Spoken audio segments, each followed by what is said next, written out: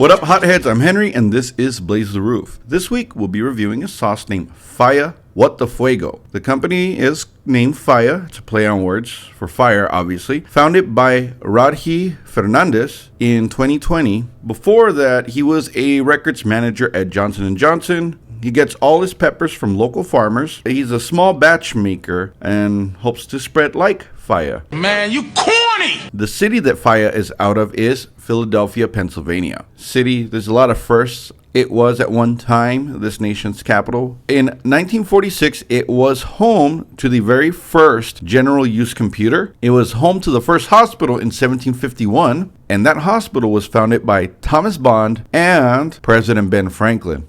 Actually, I'm going to come back to that in a little bit. You're laughing at that, but wait till you hear. Philadelphia is also home to the oldest zoo in the United States. The Constitution was signed in Philadelphia. So it's a city full of art. It boasts the most murals as well as sculptures in the United States.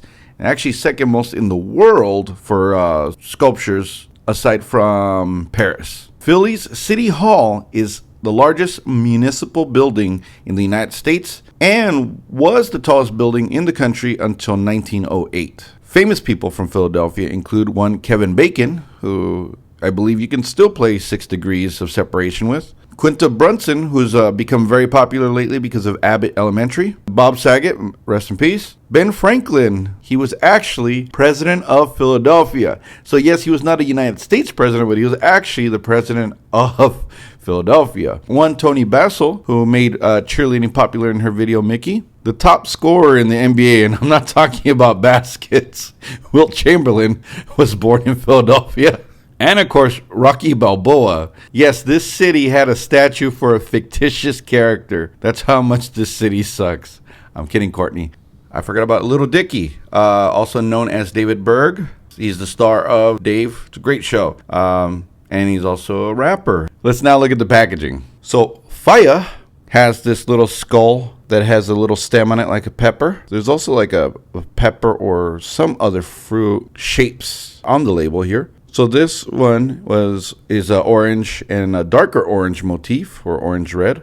It is a mango habanero sauce. It's described as medium heat, and on here it says, What the Fuego is bold and spicy, made with fresh mango and with the right amount of heat from habanero, creating the perfect accompaniment for cheesesteaks, hoagies, burgers, tacos, soups, and more. Keep those two in mind, cheesesteaks and hoagies. Let's now look at the ingredients. The ingredients include apple cider vinegar, tomato, mango, habanero, orange bell pepper, onion, garlic, and kosher salt. This thing also says it has 25 servings per bottle. I'm pretty sure I'll get through it in less than half of that. We're going to feature something out of Philly. It's actually going to be a triple feature. So I want to talk about the sandwiches of Philadelphia. First and foremost is the Philly cheesesteak.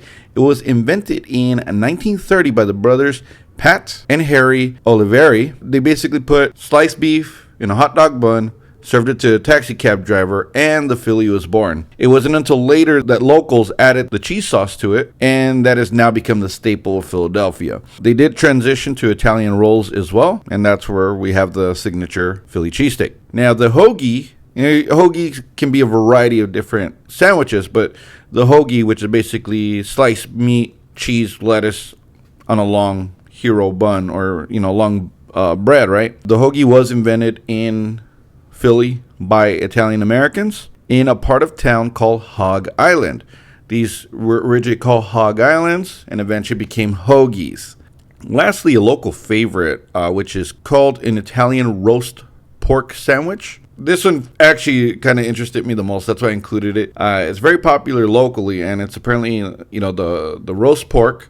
Then you get broccoli rabe or spinach, but broccoli rabe seems to be the preferred one, and provolone, and they serve it on an Italian roll. So the Italian roll is very prominent in these sandwiches. It is also known as a porchetta. Before we get any further, let's hear from this week's sponsor. In Italy, if you're hungry, you say ho fame. If you're hungry here, look no further than our restaurant, Ho Fame. Here at Ho Fame, you'll get your fill of what you're craving. There's no other restaurant that treats you like an Italian don. Slurp up our pasta and slam down some Italian sausage. Get some cannoli in your holy. Ho Fame. come get stuffed. Again, we are not the strip club Ho Fame. Please stop asking us how much a lap dance costs.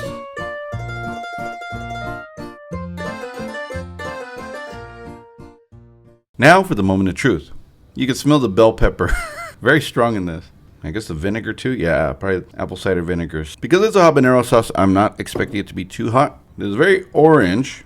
Usually what I've seen is carrot, but they use orange bell pepper in this instead. Again, I'm expecting this to be medium heat. Like, it's going to have a good kick, but it is very fluid. Not very much viscosity to it. And again, nice orange color. Well, let's just dive right into it. Here we go. Cheers.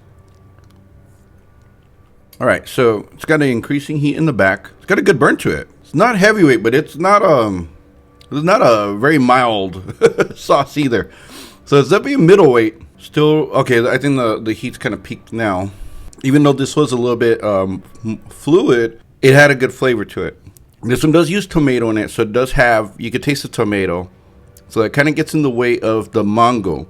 Tomato is a very powerful scent and also very powerful flavor, so it's going to dominate a lot of sauces that or a lot of other flavors in the sauce. So yeah, it does taste like a spicy V8 in a way. It is pretty good. What would I put this on? Because it's not so sweet, it's just something that you could probably use on almost anything. Anything, you know, all sorts of veggies, pork, maybe even savory stuff, but it does have the tomato in it, so that's something that you might want to keep in mind when preparing this with anything. You could probably throw this on tomato sauce, you know, in pasta without much problem.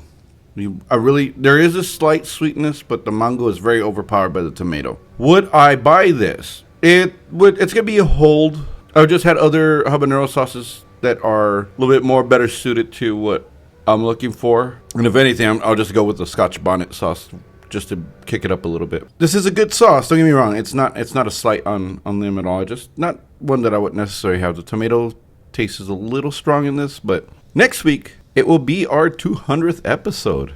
We'll be reviewing out of Chicago, because it's a city I really like a lot, and I wanted to feature that. Soothsayer, A Wish for a Sauce That Burns. Till then, I'm Henry, and remember, spice up your life. Take care.